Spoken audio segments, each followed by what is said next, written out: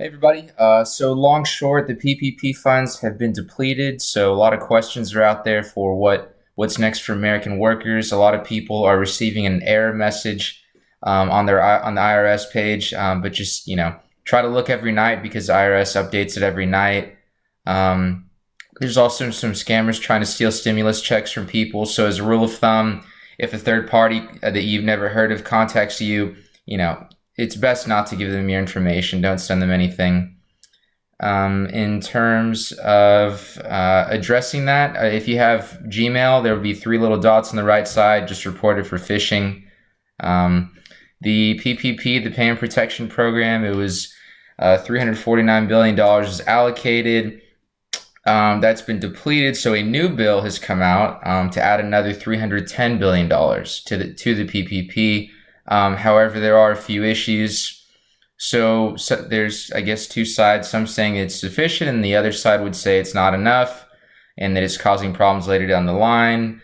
So just for context, the SBA has claimed to issue 1.7 million PPP loans, and there are 30 million small businesses across America.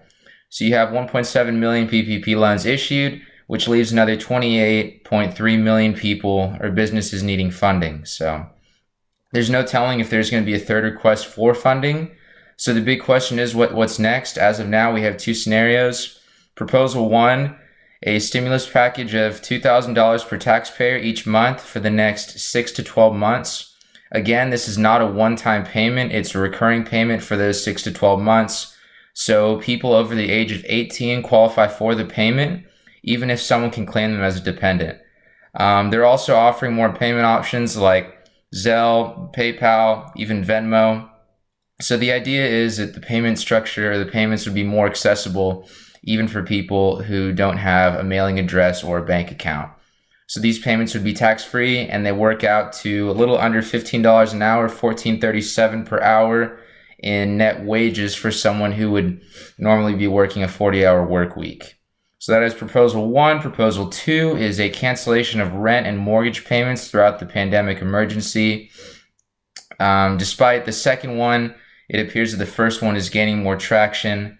And to reiterate with proposal two, it means full rent payment forgiveness for your primary residence and no negative impact on your credit rating or rental history.